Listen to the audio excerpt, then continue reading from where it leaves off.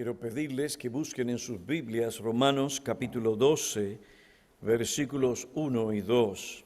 Antes de leer estos dos versículos, vamos a buscar la ayuda de nuestro Dios. Oh Padre, gracias por el Señor Jesucristo, aquel que se entregó por nosotros para redimirnos, rescatarnos de nuestra antigua manera de vivir, para que vivamos según los principios y las enseñanzas de tu palabra, para agradarte a ti. Te suplicamos que en esta mañana tú nos ayudes a entender un poco más de esa relación entre el creyente, el mundo y la cultura. Te suplicamos que tú capacites a los presentes para que ellos puedan entender tu palabra y podamos juntos ser fieles a ti en esta generación. Capacita a tu siervo, pues solamente tu Espíritu puede capacitarnos para predicar con unción, con capacidad, con amor, de tal manera que los oyentes sean edificados.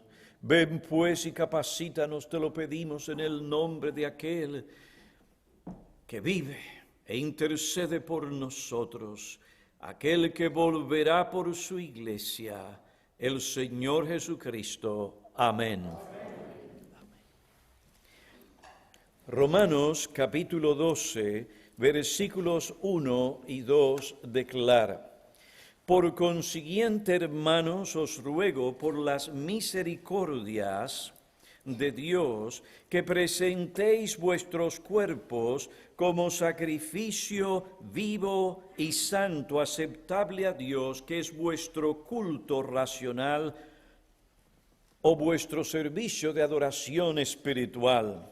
Y no os adaptéis o conforméis a este mundo, sino transformaos mediante la renovación de vuestra mente, para que verifiquéis cuál es la voluntad de Dios, lo que es bueno, aceptable y perfecto. La palabra griega que se traduce os ruego, se puede traducir también os exhorto. Esta palabra sugiere una relación amorosa entre el apóstol y aquellos a quienes él escribe. La palabra griega también indica el carácter predominantemente práctico de los 5 capítulos finales de la epístola. La exhortación se basa en las doctrinas que el apóstol enseña en la primera parte de su epístola, que consta de 11 capítulos. Esta forma de dirigirse a los creyentes, os ruego o os exhorto, muestra que la ética cristiana se basa en la doctrina cristiana y a la misma vez la exposición de la doctrina es seguida por la exhortación ética que le corresponde.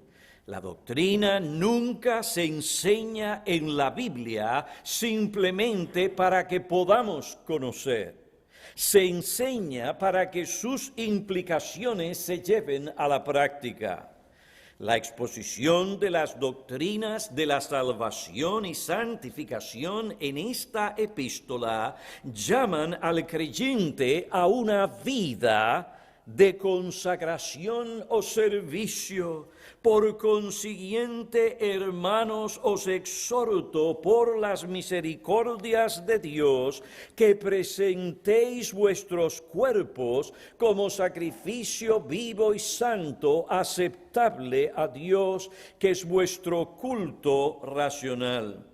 Para que los creyentes puedan servir a Dios de esta manera, Pablo les indica lo que deben evitar y lo que deben de hacer.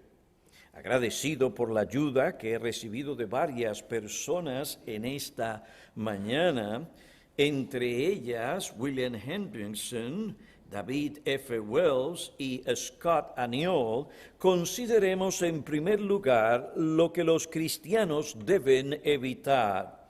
y no os adaptéis a este mundo. Y es importante que sigan este hilo de pensamiento y la manera en que desarrollo este mensaje para que puedan tener un fundamento sólido bíblico para que puedan entender lo que voy a explicar acerca de la cultura. Pues la palabra griega aion, que se traduce mundo, siglo o era, se refiere a un periodo de tiempo marcado por sus características morales y espirituales. En Romanos 12, versículo 2, se refiere a la era actual donde domina el pecado. Es una era transitoria dominada por el diablo, el Dios de este siglo, según a los Corintios capítulo 4, versículo 4. En este sentido, aion también incluye el conjunto de filosofías de la vida concebida desde un punto de vista humano y satánico. Es un sistema de valores que se levanta de la naturaleza humana caída. Por esto se opone a Dios, a la verdad de Dios, a la ley de Dios y a Cristo. Pablo describe este siglo donde impera el pecado como un siglo malo. Gálatas capítulo 1, versículo 4. Este sistema de valores y orientación gobierna la forma de vivir de los hombres. Un término que es casi un sinónimo de la palabra aion es cosmos, mundo. Aunque la palabra mundo primeramente significa orden, disposición, ornamento, adorno, se usa para denotar también la tierra. Mateo 13, versículo 35, Hechos 17, versículo 24. Por metonimia significa raza humana. Metafóricamente significa un mundo de maldad. Y es de esa manera que Juan la utiliza en su primera epístola, capítulo 2, versículo 15 al 17. En su evangelio, Juan habla del mundo como un sistema que se puede identificar. Capítulo 17, versículo 14. Se refiere a hombres que odian a los creyentes, odian a Cristo. Jesús no es de este mundo ni los creyentes. Según Juan, hay una relación entre el maligno y el mundo. Juan, capítulo 17, versículo 15. El mundo se encuentra bajo el juicio de Dios. Juan, capítulo 12, versículo 31.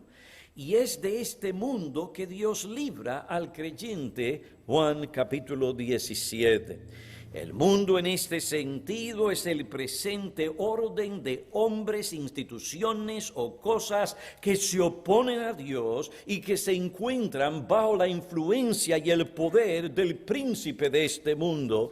Primera de Juan, capítulo 5, 19. Y sería bueno leer este versículo, y aunque no leo todos los versículos, es importante que los mencione para que, si usted desea, vaya y los estudie. En el capítulo 5 de la primera epístola, versículo 19, primera epístola de Juan, dice: sabemos que somos de Dios y que todo el mundo yace bajo el poder del maligno. Pablo dice a los creyentes: no os dejéis adaptar por este mundo, este siglo, este aion, por este sistema de valores que se opone a Dios y que se encuentra bajo el poder del pecado y del diablo. No os adaptéis. O como otra versión dice, no os conforméis a este siglo. El término griego suskematizo, que se traduce adaptéis o conforméis, significa dar la misma forma o apariencia de otra persona o cosa. La versión del 1977 traduce el versículo 2a, no os adaptéis a las formas de este mundo. J.B. Phillips, que otro cita, traduce la frase nos adaptéis en este sentido. No permitan que el mundo que les rodea se las arregle para meterlos a la fuerza en su propio molde. Eso es lo que usted ve allá afuera. En las palabras de un comentarista, no debemos seguir el patrón o dejar que se nos imponga el patrón establecido por el Espíritu que opera en los hijos de desobediencia. Nunca debemos convertirnos en víctimas del mundo. No debemos permitir que el mundo nos moldee o conforme al tiempo maligno en que vivimos.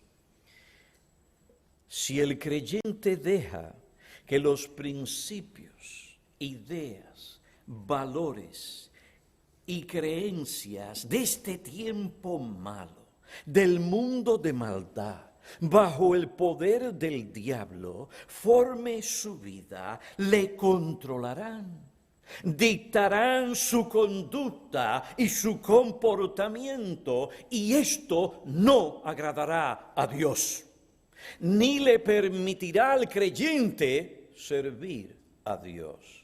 Si los creyentes dejan que el mundo les moldee a su molde, perderán de vista aquello que es permanente y eterno.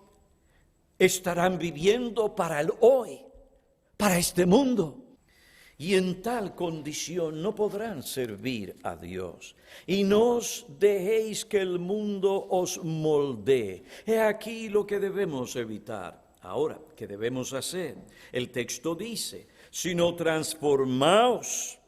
Debemos pasar continuamente por una metamorfosis, es decir, debe haber un cambio constante en la mente y en la disposición de nuestro corazón. El hombre interior debe ser transformado. Ahora, no debemos pasar por alto la fuerza o el sentido de las palabras griegas que se traducen adaptar y transformar. Estas palabras expresan la idea, no os dejéis moldear y dejaos transformar. No dejen que el mundo os moldee. Por otro lado, indefinida o continuamente, dejaos que se os transforme. No tomen la expresión externa que es conforme al mundo. Tal expresión no procede ni representa lo que ustedes son internamente como hijos de Dios. Más bien, seguid permitiendo que se os transforme conforme a lo que ustedes son. Este cambio los llevará a ver las cosas como Dios las ve, a pensar como Él piensa. Los llevará a cultivar una actitud piadosa y agradable a Dios. La transformación no es un asunto de impulsos, sino que debe ser continua, producto de una mente renovada. Hendrickson añade algo importante. Él dice, el verbo que se utiliza está en la voz pasiva. Pablo no dice transformaos, sino dejaos transformar. La transformación es básicamente una obra del Espíritu Santo. No es otra cosa que la santificación progresiva de la que el mismo Pablo habla en la epístola. En 2 Corintios, capítulo 3, versículo 18, él, tratando el mismo tema, dice, nosotros todos, con el rostro descubierto, reflejando la gloria de Dios, vamos siendo transformados a su imagen de un grado de gloria a otro. Y esto viene, ¿de quién? Del Señor, que es el Espíritu. Ahora, el verbo tiene el modo imperativo, lo que significa que los creyentes no están completamente pasivos en este proceso de cambio o transformación. Su responsabilidad no queda cancelada porque el Espíritu está activo para transformarles. Los creyentes deben permitir que el Espíritu haga su obra en sus corazones y en sus vidas. Su deber es cooperar hasta lo máximo de su capacidad. En las palabras de Filipenses, capítulo 2, versículos 12 y 13, así que, amados míos, tal como siempre habéis obedecido, ocupaos en vuestra salvación con temor y temblor, porque Dios es quien obra en vosotros tanto el querer como el hacer para su beneplácito. Aquí tenemos las dos cosas, Dios obrando y los creyentes también participando, cooperando. Ahora, para que esta transformación se lleve a cabo, necesitamos la renovación de nuestra mente. Nuestra visión y pensamiento moral deben ser ajustados. ¿Y cuál es el medio que el Espíritu Santo usa para renovar nuestra mente? Él usa la palabra de Dios, Juan capítulo 17. Esta transformación por la renovación de la mente es un proceso continuo. Esto nos enseña que la victoria en nuestra lucha con el mundo no es un asunto de una segunda bendición otorgada en un momento dado después de nuestra conversión. Y después de esa experiencia no tenemos que preocuparnos, ya está aquí, estamos listos y ya. No. Más bien se trata de un cambio interno continuo en nuestro corazón mediante la renovación de nuestra mente por la palabra de Dios. Es decir, que tenemos que exponer nuestra mente a la predicación, al estudio de la palabra. Tenemos que leer y estudiar la palabra de Dios. Este proceso continuo de transformación, renovación, reprende el estancamiento espiritual, la complacencia y el orgullo que lamentablemente caracteriza a muchos que dicen ser cristianos. Romanos 12, versículo 2, es un llamado al progreso espiritual, no a la complacencia. Condena la complacencia e indiferencia que dice, soy rico, me he enriquecido, de nada tengo necesidad. Apocalipsis 3:17. Un creyente que es transformado a la imagen de Cristo por la renovación de su mente mediante la palabra no necesitará medios artificiales ni dependerá de los métodos del mundo para servir a Dios. Resumen, ¿qué debe evitar el creyente? No os adaptéis a este mundo. ¿Qué debe hacer el creyente? Transformaos mediante la renovación de la mente. Mientras el Espíritu está haciendo su obra, el creyente también está activo, exponiendo su mente y su corazón a la palabra con oración. Y a medida que esa mente es iluminada, entiende, recibe, es afectado por esa palabra, hay un cambio que nos lleva a ser más a la imagen del Señor Jesucristo, a vivir como Él vivió, a sentir como Él sintió, a pensar como Él pensó. ¿Qué debe hacer el creyente? Él debe ser renovado. Su mente debe ser renovada por la palabra. Resultado, una consagración total a Dios que se manifiesta en un servicio agradable a Dios. Ahora observen, hermanos, cuando Pablo habla de lo que es necesario o de lo que es indispensable para que un creyente o una iglesia sirva a Dios, él no menciona a la cultura como una fuente fidedigna que el creyente debe consultar para servir a Dios. Él no menciona la cultura como aquello que debe gobernar la vida del creyente para que éste pueda servir a Dios.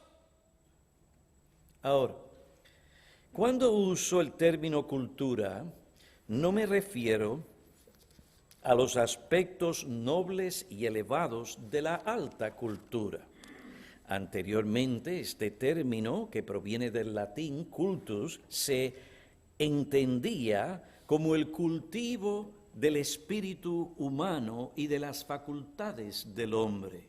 Pero esta definición, como otro señaló, ha ido mutando a lo largo de la historia. Abarca, según este individuo, que creo que no es creyente, abarca las distintas formas y expresiones de una sociedad determinada. Por lo tanto, las costumbres, las prácticas, las maneras de ser, los rituales, los tipos de vestimenta y las normas de comportamiento son aspectos incluidos en la cultura. Y así se entiende hoy el término cultura.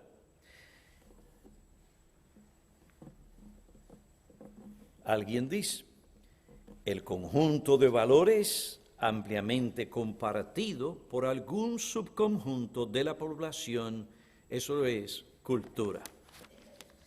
Un teólogo y profesor explica la mutación de la palabra cultura y lo hace de la siguiente manera.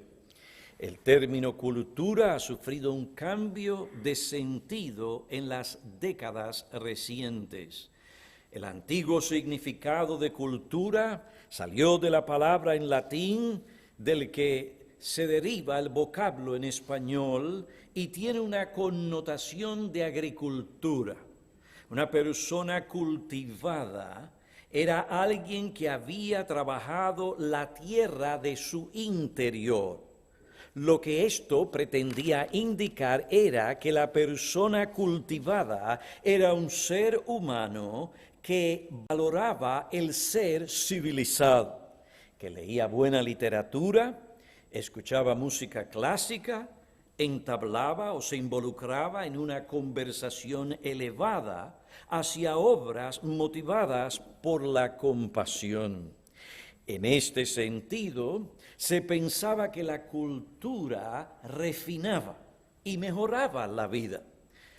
Por el contrario, hoy el término cultura representa las creencias y los valores que se han convertido en parte integrante del mundo modernizado. Incluidas como parte de nuestra cultura se hallan suposiciones que se pueden esconder dejando así de reconocerlas, que molden la forma en que las personas se ven a sí mismas y a su mundo. Es por tanto un mundo moralmente neutralizado, porque no solo acepta los aspectos nobles y elevados de la alta cultura como antes, sino también los aspectos buenos, malos e indiferentes de la cultura popular. La cultura no solo es back, sino también los Sex Pistols, un grupo musical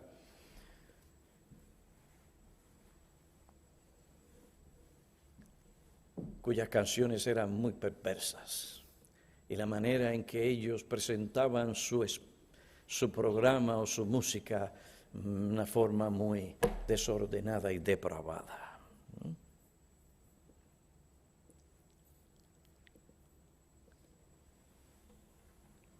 La cultura como hoy se entiende no es simplemente la alta cultura, sino que también incluye los aspectos malos de la cultura popular.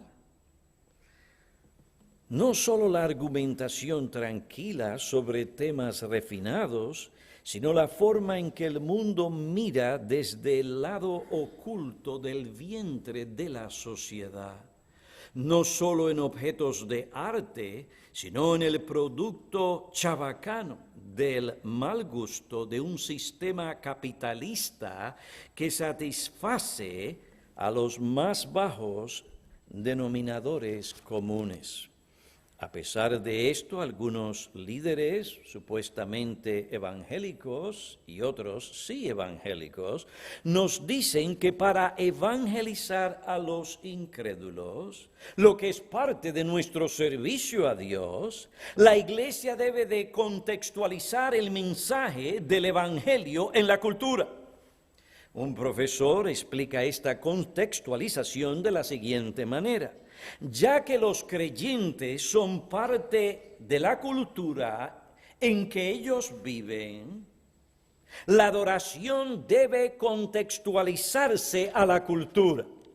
Es decir, la adoración debe tomar la expresión que refleja la cultura del adorador, si es que ésta ha de ser auténtica y hacer un impacto.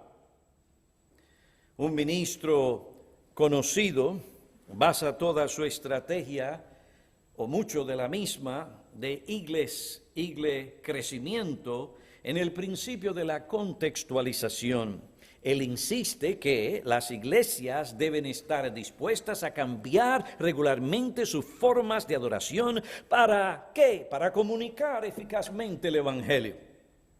Tenemos que usar el lenguaje actual de la gente y vestirnos como ellos se visten para ser relevantes y así poder alcanzarlos para Cristo. Ya que esta es supuestamente la misión de la Iglesia, es importante conocer, alcanzar, involucrarnos y redimir la cultura. Una frase muy mencionada hoy en círculos evangélicos: redimir la cultura.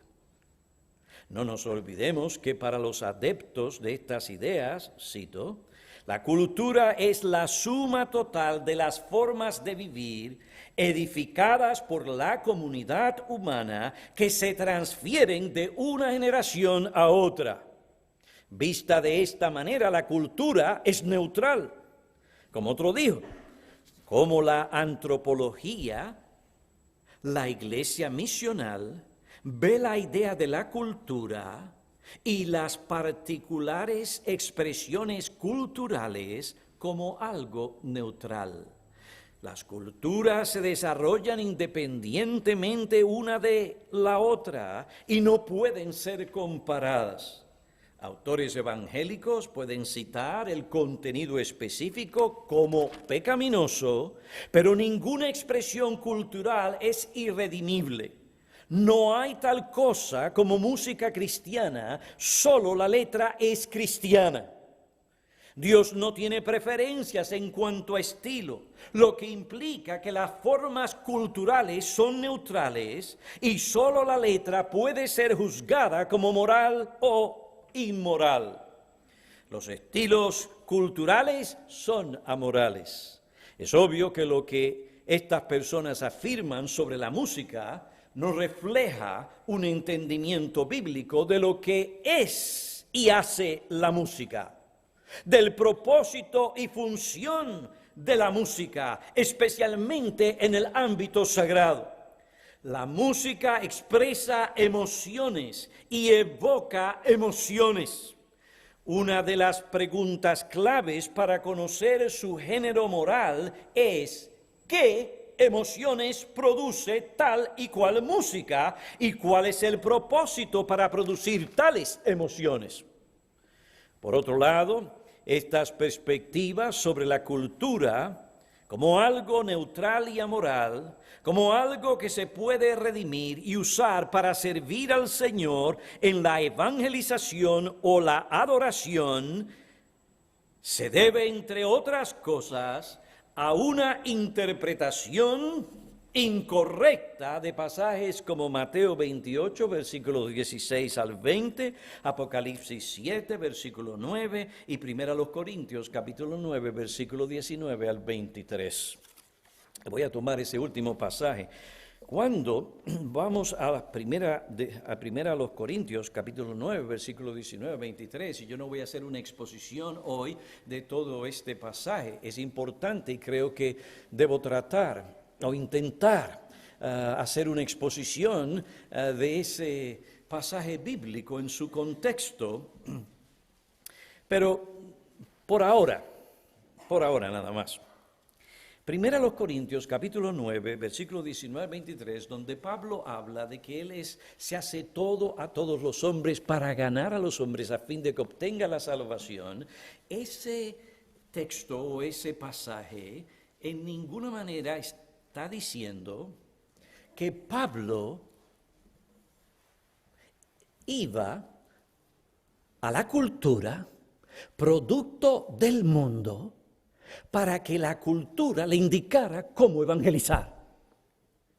Más bien, si usted estudia ese pasaje dentro de su contexto que empieza en el capítulo 8, capítulo 9 y termina en el capítulo 10, se dará cuenta que lo que Pablo está diciendo es que en lo que respecta a comunicar la verdad del Evangelio de manera que la gente pueda entenderla y no haya confusión, Pablo, ¿qué hace? Él se niega a sí mismo, niega el uso de sus libertades y derechos, con tal de que el Evangelio sea predicado de una manera clara. Nos vamos a ir a 1 Corintios para que tengan un poquito de el sabor de lo que aquí se dice. En 1 Corintios, capítulo 9. Capítulo 9. Cuando Pablo dice en el versículo 23, y todo lo hago por amor del Evangelio para ser partícipe de él. Anteriormente, observen, él dice en el versículo 18, ¿cuál es entonces mi recompensa? Que al predicar el Evangelio, eso es, pueda ofrecerlo gratuitamente sin hacer pleno uso de mi derecho en el Evangelio. ¿Y cuál era ese su derecho? De ser sostenido financieramente, así como Pedro lo era, porque el Señor Jesucristo enseñó que los que predican el Evangelio vivan del Evangelio. Pues en esta situación, para dar la idea clara del interés de Pablo, no en lo que los corintios tenían, sino que él estaba buscando sus almas, y para poder comunicar lo que realmente es el Evangelio a los corintios, no es el dame, busca, sino lo que es verdaderamente la verdad del Evangelio. Él no usó su libertad, no dejó que lo sostuviera. Él está hablando en todos esos pasajes. Vayan a su casa hoy, hagan ese estudio, léanse 1 Corintios 8, 9 y 10 para que ustedes vean. Él está hablando de libertades, privilegios, derechos que él tiene. Él se exime de estos, él no los ejerce, con tal de dar una enseñanza clara y sin confusión del Evangelio. Pablo en ningún momento está diciendo que él fue a la cultura para preguntarle a la cultura, es decir, la cultura como producto del mundo, dígame qué hacer para agradar a los hombres a fin de que no se ofendan. ¡No! Gálatas capítulo 1 nos enseña claramente que Pablo, el principio que él gobernaba, no era agradar a los hombres, sino agradar a Dios. Gálatas capítulo 1 declara de la siguiente manera, dice, versículo 10, ¿por qué? ¿Busco ahora el favor de los hombres o el de Dios? ¿O me esfuerzo por agradar a los hombres? Si yo todavía estuviera tratando de agradar a los hombres, no sería siervo de Cristo. Ahora bien, uno de los principios fundamentales y vitales que guió a Pablo a determinar cuándo ceder sus libertades, o que le ayudó a determinar cuándo era necesario ofender a la gente y cuándo no era necesario, era el principio de sostener la verdad del Evangelio. Pablo tenía que evitar comunicar en sus acciones una mala representación del Evangelio. Por ejemplo, Predicar según la sabiduría humana era negar que la salvación es solo por el poder de Dios. ¿Y qué hizo? No usó el lenguaje de la sabiduría humana para predicar a Cristo. Y si los corintios se sintieron mal, eso es problema de ellos. Pablo iba a ser cuidadoso que al comunicar su mensaje, él no confundiera a sus oyentes. Rehusó vestir su predicación con el lenguaje de los griegos y las formas de los griegos y de esa cultura, porque esto confundiría el evangelio. Y se propuso no conocer ninguna otra cosa que Jesucristo y crucificado, para que la fe de los hombres no descansara en su capacidad para ser un orador según lo que esta gente quería y la cultura de esos días demandaba, sino para que la fe de ellos descansara en el poder de Dios. Por otra parte, participar de la adoración a ídolos era comunicar o representar la mentira que se puede adorar a los ídolos y adorar a Dios también. Pero el punto es que estas personas utilizan la primera epístola a los Corintios, capítulo 9, versículo 19 a 23, para justificar ir a la cultura, para que la cultura determine cómo ellos van a evangelizar. Pablo no está hablando de eso allí.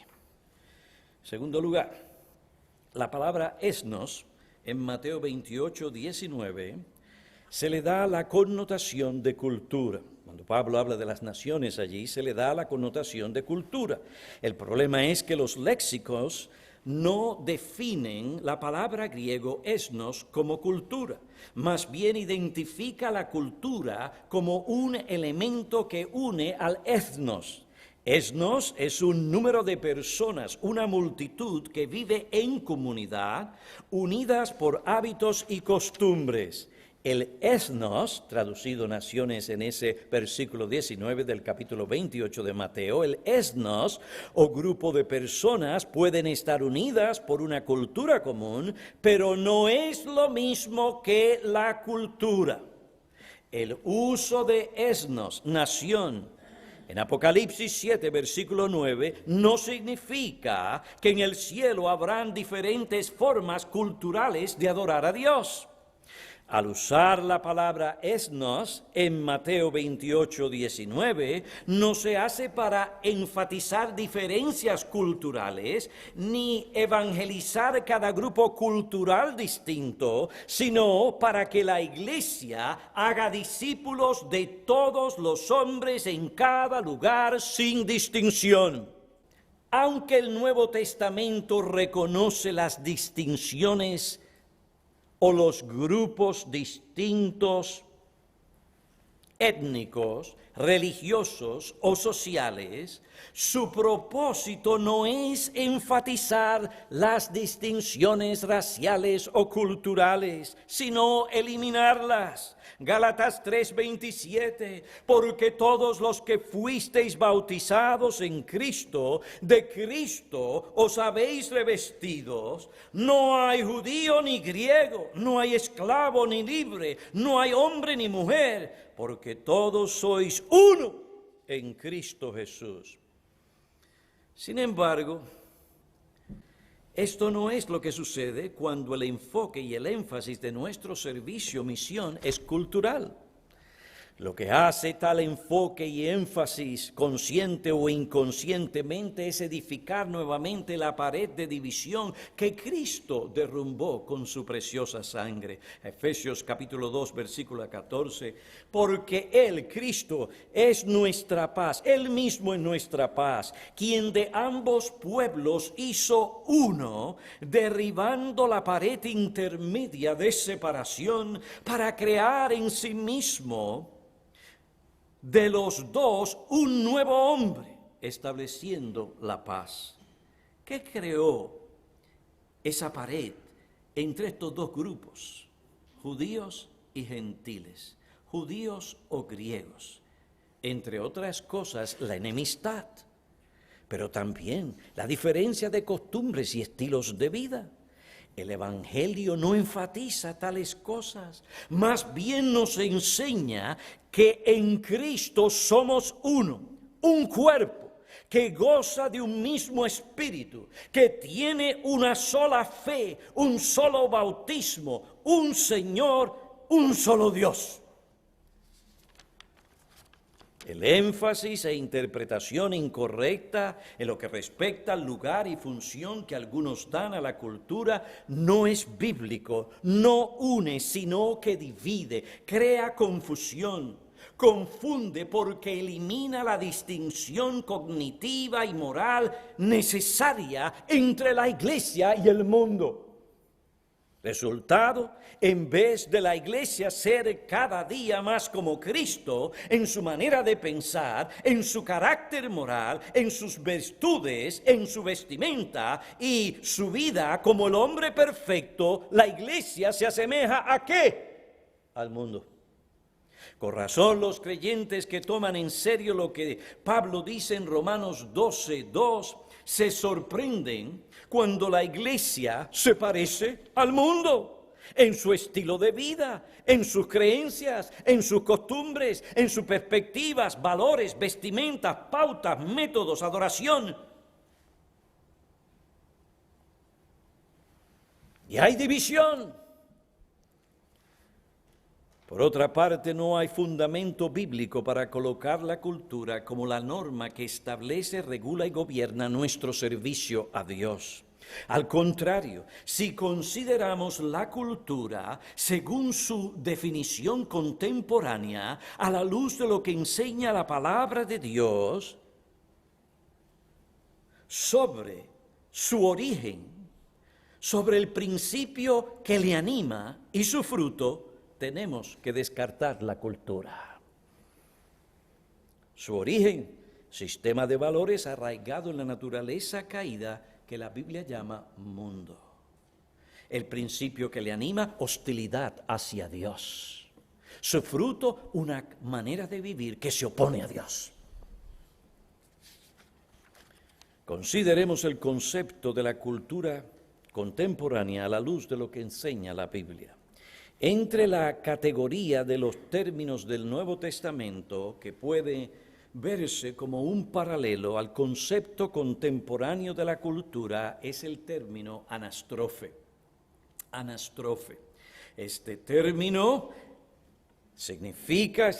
griego significa manera de vivir, conducta, comportamiento, estilo de vida.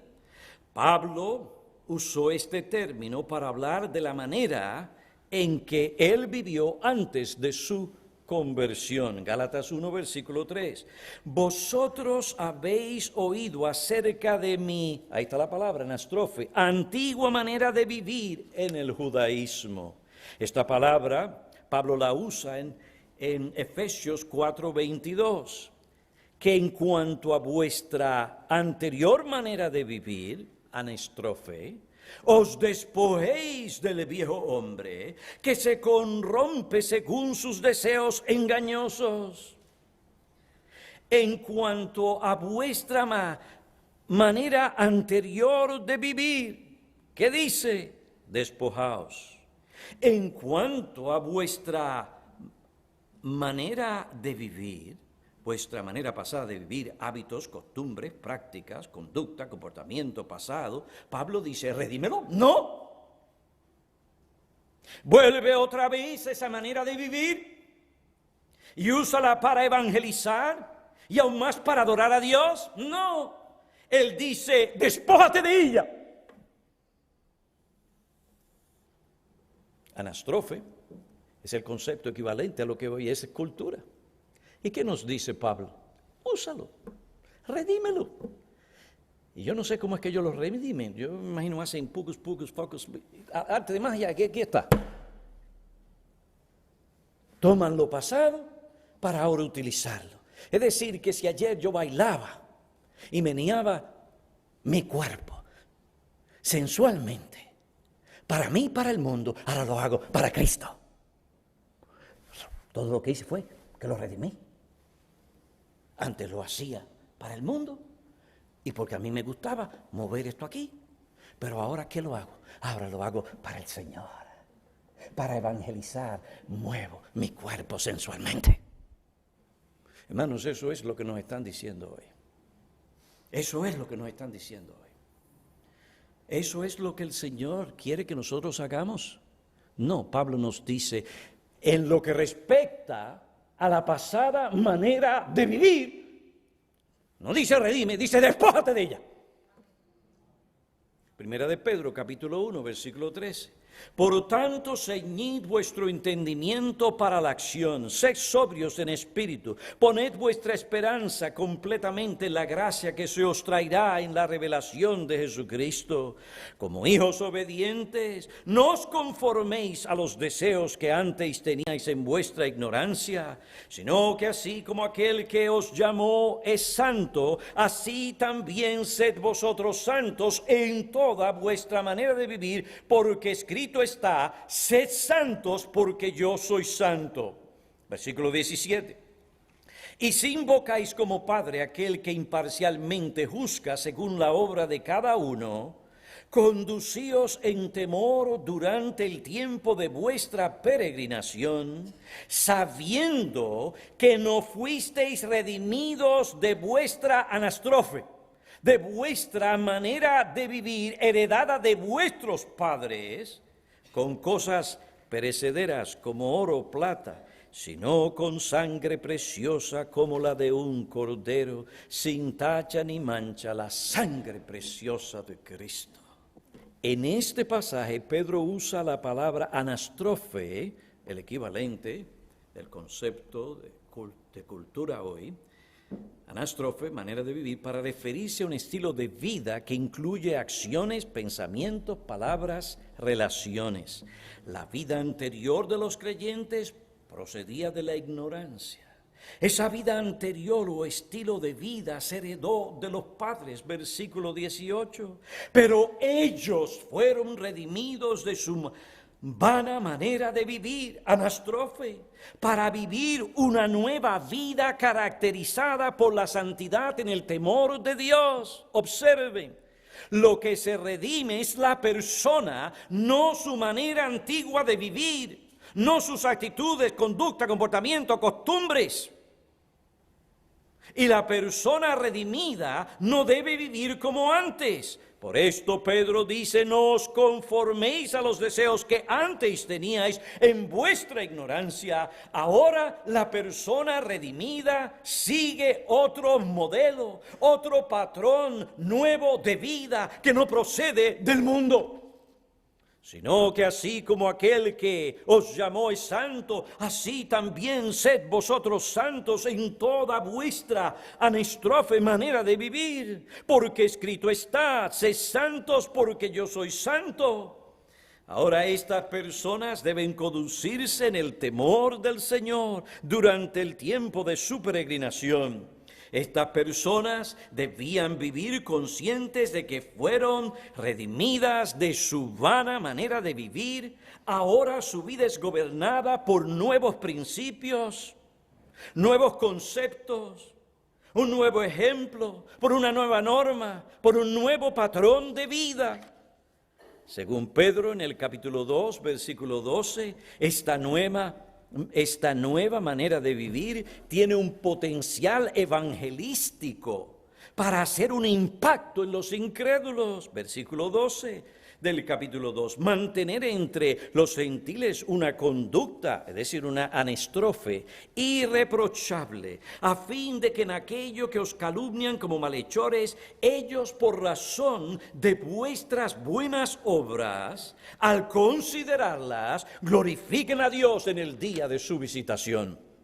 Este énfasis vuelve a aparecer en Primera de Pedro, capítulo 3, versículo 1 al 2. Dice, asimismo vosotras mujeres, estad sujetas a vuestros maridos, de modo que si algunos de ellos son desobedientes, es decir, incrédulos, puedan ser ganados ¿para quién? Para Cristo, sin palabras alguna, por la anastrofe de sus mujeres.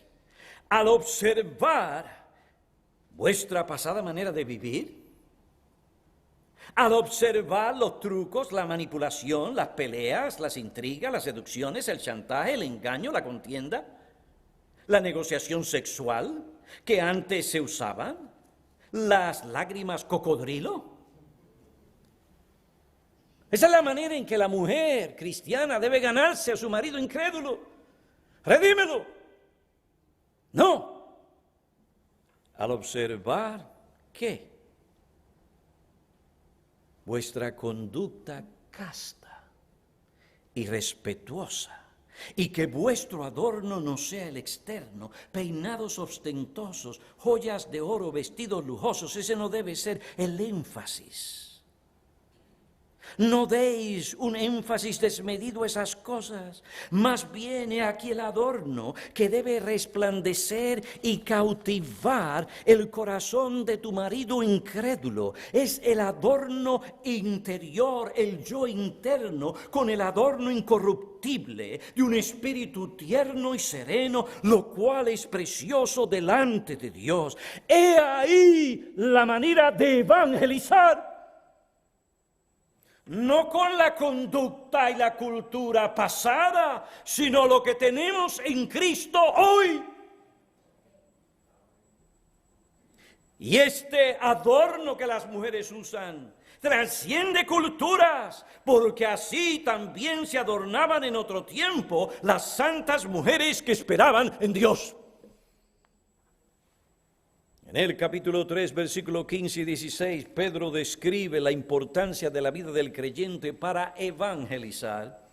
Dice, si no santificad a Cristo como Señor en vuestros corazones, estando siempre preparados para presentar defensa ante todo el que os demande razón de la esperanza que hay en vosotros, pero hacedlo con mansedumbre y reverencia, teniendo buena conciencia, para que en aquellos en que sois calumniados, sean avergonzados los que difaman vuestra buena conducta en Cristo, vuestra buena anastrofe.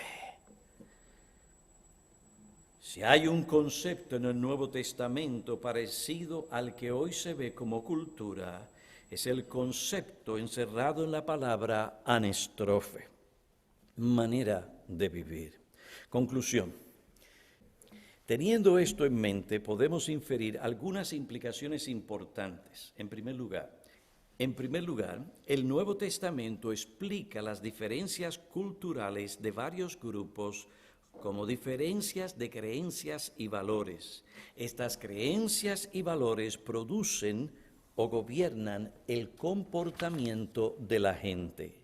Ya que los valores y creencias de la gente no son neutrales, la cultura que se produce de esos valores y creencias no es neutral. Ya que los valores y creencias de la gente no son neutrales, la cultura que se produce de esos valores y creencias no es neutral. Cuando hablamos de cultura en tales términos, debemos recordar que tal manera de vivir procede de un sistema de valores y creencias arraigados en la naturaleza humana que se oponen a Dios, que la Biblia llama mundo. Por tanto, tenemos que concluir que la cultura no es amoral ni neutral. En el juicio de los escritores del Nuevo Testamento, la cultura incrédula, en el sentido de la conducta de manera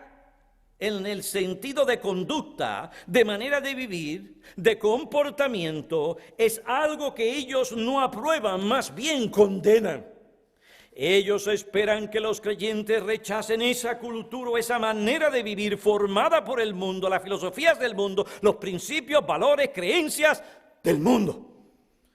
¿Y por qué deben rechazar tal cultura? Porque, como otro dijo, la cultura producida por la incredulidad no es neutral, es depravada. Neutralidad cultural es un mito. La cultura vista como hoy se define, y yo he escogido mis palabras porque sé que vas a tener críticos a diestra y a siniestra. La cultura vista como hoy se define, no como las ciencias, lo que es verdadera ciencia, sino como una manera de vivir, como comportamiento, hábito, costumbre, cosas formadas según los valores del mundo, arraigado en la naturaleza humana, debe ser rechazada por el creyente. La cultura en este sentido no tiene nada que ofrecernos para servir a Dios. Por tanto, no debemos ir a la cultura para que nos diga cómo servir al Señor o cómo evangelizar, ni menos cómo adorar a Dios. Cuando vemos una conducta en los incrédulos parecida a lo que Dios requiere de los creyentes, se debe a la influencia de la gracia común de Dios o al efecto de la obra de la ley de Dios escrita en los corazones de los hombres, o la robaron de la verdadera religión, o es el fruto directo o indirecto del cristianismo, la influencia del cristianismo sobre esa nación. De manera que el creyente no tiene nada que envidiar a la cultura cuando se trata de una manera de vivir o conducta producida por el mundo. Al contrario, esa manera de vivir debe ser rechazada. Si hay algo bueno en la cultura, no es consecuente con el sistema de valores que la gobierna o la produce. Tal cosa buena, la cultura la tomó del verdadero cristianismo. O es el producto de la gracia común de Dios obrando en los hombres. Esto me lleva nuevamente al punto que hice anteriormente cuando se trata de servir a Dios y sus implicaciones. Pablo no nos dirige a la cultura, producto del mundo. Al contrario, nos dice: no os conforméis a lo que produce y gobierna la cultura de hombres caídos. No os conforméis al mundo, sino transformaos por la renovación de la mente. Renovación de la mente no por la filosofía, costumbres o estilo de vida o manera de vivir del mundo, sino por la palabra de Dios. En lo que tiene que ver con nuestro servicio a Dios, Pablo nos recuerda en Romanos capítulo 12, versículo 2, de lo que fuimos rescatados. Dios nos libró ¿de qué? Del mundo. No volváis a él. ¿A qué? Si de ahí te redimí. Y nos dice: no volváis allí. Por otro lado, recuerden la obra santificadora que el Espíritu Santo lleva a cabo en el interior de nuestro ser. No la descuidéis. Cooperad con la misma para que podáis reflejar a Cristo en vuestra manera de vivir, y es de esta manera que podréis servir a Dios. Es de esta manera que podréis evangelizar. Servicio al Señor requiere sacrificio vivo y santo. ¿Cómo se logra? No os adaptéis a este mundo, transformaos por la renovación de vuestra mente. Esto nos llevará a ser como Cristo y a vivir conforme a valores distintos a los del mundo. Alguien dijo: contrario a lo que nos dicen, que la evangelización no puede llevarse a cabo sin una contextualización cultural, los escritos del Nuevo Testamento insisten que sólo cuando la conducta de los creyentes cambia como resultado de valores transformados, es que los incrédulos glorificarán a Dios en el día de su visitación. Como Snockberger, a quien otro cita, declaró: la respuesta del cristiano a la cultura es exponer su depravación y demostrar que ilícitamente ha tomado prestado de la visión cristiana del mundo, y mostrarles que sus adherentes no pueden vivir según las implicaciones de su visión del mundo. Y aquí es importante: cuando estaba predicando a los pastores en la República, les dije: si alguien debe dar testimonio de la transformación, de lo que Pablo habla en Romanos capítulo 12, versículo 2, ¿quién es? El pastor, los pastores. En la segunda epístola, capítulo 3, versículo 18, Pablo declara: pero nosotros todos estamos siendo transformados. Ahí estaba el secreto para evangelizar. Estamos siendo transformados a la imagen de quién, del mundo, no de Cristo. Y la siguiente pregunta a los pastores es esta. Pastor, ¿puedes decir que no dejas que el mundo te moldee a su molde? Y que estás siendo transformado por la renovación de tu mente. No te pregunto cuántos sermones predicaste, cuántas conferencias o seminarios fuiste este año, cuántas personas asisten a tu iglesia, cuántos ministerios realizas, cuánto gozo y pasión sientes, cuántas celebridades del mundo evangélico conoces, cuántos amigos tienes en el Facebook, cuál es el número de visitas en la página de tu iglesia, el número de personas que oye tu sermón en el internet. No te pregunté tal cosa y a ustedes tampoco les pregunto en cierta manera esas mismas cosas. No les pregunto cuántos amigos tienen en el Facebook, cuántos comentarios hacen ustedes en el Facebook, ni tampoco cuántas conferencias, porque hoy en día parece que eso es lo que está pasando aquí, eso está de moda, conferencia por aquí, conferencia por allá, conferencia por aquí, conferencia por allá. Yo no te pregunté a cuántas conferencias, ni tampoco con cuántas celebridades del mundo evangélico tú te retrataste. Hay gente que le gusta eso, vienen los dignatarios y las celebridades del mundo evangélico y allá ¡wow! Se le pegan. No, yo no te pregunté esas cosas. Yo te pregunté, ¿estás tú luchando de tal manera que no dejas que el mundo te moldee a su molde?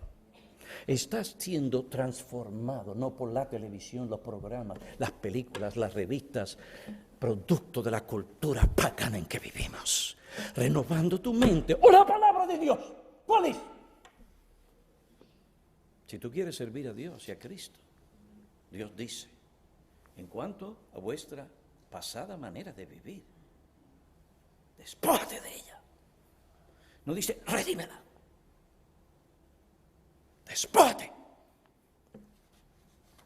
Vestíos del Señor Jesucristo y no proveáis para la carne. Segundo lugar, el cumplimiento de los mandatos de Romanos 12, versículo 2, nos llevará a una vigilancia constante contra las artimañas sutiles y seducciones del mundo que afectan y están haciendo estragos en muchos círculos evangélicos y lamentablemente reformados. El distinguido profesor de Historia y Teología Sistemática del Seminario de Gordon Conwell, David F. Wells, escribió un artículo sobre la mundanalidad en el seno evangélico. Sígame de cerca, es importante. Ya aterrizo mi avión. Existen otras muchas formas de mundanalidad que se sienten como Pedro por su casa en la iglesia evangélica hoy. Cuando sustituye la intuición y los sentimientos por la verdad bíblica, la iglesia se está volviendo mundana. Cuando su apetito por la palabra se ha perdido a favor de ligeros debates y entretenimiento, está siendo mundana. Cuando ha reestructurado lo que es y lo que ofrece alrededor de los ritmos del consumismo, está siendo mundana, porque los clientes son en realidad pecadores cuyo lugar en la iglesia no se debe determinar por una búsqueda de la autosatisfacción, sino por una necesidad de arrepentimiento. Cuando se preocupa más por el éxito que por la fidelidad, más por el tamaño que por la salud espiritual, la iglesia está siendo mundana. Cuando la centralidad de Dios en la adoración se pierde en medio de la necesidad de ser distraído y de pasárselo bien, la iglesia está siendo mundana. Está siendo mundana porque tan solo se está acomodando a la cultura preeminentemente de la diversión en el mundo. A medida de que se va haciendo mundana de estas maneras, también se va transformando en algo antropocéntrico. Su Dios es cada vez más inmanente y menos trascendente. Pierde la Iglesia su capacidad de reformar y su aptitud para tomar su relevancia de la palabra de Dios, porque ésta ha perdido su peso y su interés. Pierde su visión moral y, por tanto, la búsqueda de la autosatisfacción de forma organizada o casual reemplaza la vida de virtud. Vayan a las iglesias que están con el jueguito de la música y de los cambios por la cultura, y a la larga observarán que el interés principal no es realmente la piedad, el temor, la virtud. En semejante entorno, las doctrinas sobre Dios se desvanecen y se derrumba. La importancia de la verdadera adoración se hace difícil, por no decir imposible de sostener.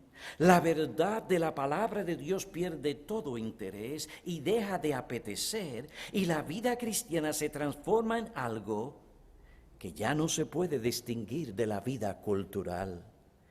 En grados distintos, todo esto es ahora evidente en el mundo evangélico. Dado que muchos de sus líderes, sus organizaciones y sus revistas miran para otro lado, algunos no han notado nada inadecuado, o lo que es peor, algunos están promoviendo activamente lo que llevará a la casa evangélica a su desplome. Existe, no obstante, una ironía final que señalar, y es la siguiente: en el Antiguo y en el Nuevo Testamento, los momentos de gran impacto en el mundo nunca fueron aquellos en los que el pueblo de Dios no se distinguieron de los que compartían su mundo. Cuando esto ocurría, era un momento de debacle espiritual. Para poder tener una influencia sobre el mundo, el pueblo de Dios tiene que ser bastante diferente de él continua y moralmente. La ironía es que para ser relevante, la iglesia tiene que ser de otro mundo. Y cuando esta diferencia espiritual se extingue por el ansia de la aceptación de lo que es de este mundo, entonces pierde aquello que quiere por encima de todo. ¿Qué es lo que quiere la iglesia? Relevancia. La iglesia acaba por descubrir, para su gran desaliento, que ya no le queda voz ni nada que decir. Este es el descubrimiento inminente que parece estar aguardando al mundo evangélico. Es el iceberg que espera al Titanic, mientras los que están a bordo se convencen a sí mismos de su invencibilidad y dedican sus días a andar de fiestas. Iglesia, pastor que me escuchas, si ustedes no quieren ser una de las estadísticas, si ustedes no quieren que lo que escribió el doctor Wells describa la vida y ministerio de esta iglesia en el futuro cercano o después que sus pastores mueran, no tomen en serio la exhortación de Romanos capítulo 12, versículo 2, y no os adaptéis a este mundo, sino transformaos por la renovación de la mente. Queridos hermanos, estamos viviendo en tiempos muy peligrosos. Instituciones, iglesias fuertes están tambaleándose en lo que es tan claro y obvio en las Escrituras. Al decir esto, no estoy diciendo que nosotros no estemos al tanto o estemos ajenos al mundo alrededor. Pablo conocía las diferentes filosofías del mundo alrededor. Pero querido hermano, no tenemos nada que ir a buscar a la cultura según ellos la definen. Todo lo contrario, Dios nos dice, vivamos como Él nos dice en su palabra. Y habrá poder y cambio para predicar a Cristo. Y los hombres al ver nuestras buenas obras glorificarán a Dios. No al ver lo que ellos mismos hacen. ¿Cuál es la diferencia entonces? Si estamos repitiendo nuestras vidas y lo que ellos ven es la manera en que ellos mismos viven. ¿Qué diferencia hay? No, los momentos en que Dios ha bendecido grandemente a su iglesia, que ha hecho un gran impacto, es cuando la iglesia es bien distinta en su manera de vivir y de pensar, de actuar del mundo. Tú ni yo tenemos nada que ir a buscar al mundo, pero tenemos todo que ir a buscar a Cristo y en su palabra. Yo sé que van a haber algunos que dicen, pastor, pero ¿y qué dice esto? Pues sí, eso hay respuesta también. Pero concéntrate en esto, y más todavía, ¿eres tú que profesas ser de Cristo amiguito del mundo? ¿Dónde estás tú hoy? Pastor, usted ha hablado de muchas cosas ahí que es difícil de recordar. Bueno, pues entonces ve al internet y vuélvelas a oír. Pero ahora mi preocupación es esta, ¿eres tú amigo de Dios o amigo del mundo? Dios nos dice en su palabra claramente, oh almas adúlteras, ¿no sabéis que la amistad del mundo es enemistad hacia Dios? Por tanto, el que quiere ser amigo del mundo se constituye enemigo de Dios. Tu problema no es con el pastor Piñero, tu problema es con Dios. Y Dios dice, pero Él da, dice, Dios resiste a los soberbios, pero da gracia a los humildes. Da gracia a los humildes. Los soberbios. Yo puedo jugar con el mundo, coquetear con el mundo, bailar con el mundo y brincar con el mundo. Pastor, yo estoy haciendo para evangelizar, pastor. Evangelizar, bomba. El mundo te está evangelizando. Con razón suenas como el mundo, piensas como el mundo, actúas con el mundo. Y la palabra de Dios, que no miente, dice, y el mundo pasa. Tú coqueteas con el mundo, tú vas a pasar con el mundo. Es decir, tú vas a terminar en el infierno. Yo no estoy jugando con tu alma. Yo te estoy diciendo la verdad. Tú ignoras tal cosa y tú vas a pasar con el mundo. No os engañéis, Dios no puede ser burlado. Tú bebes de la fuente del mundo, mundo produce mundo. Y con el mundo pasarás. Pero el que hace la voluntad de Dios, este permanece para siempre.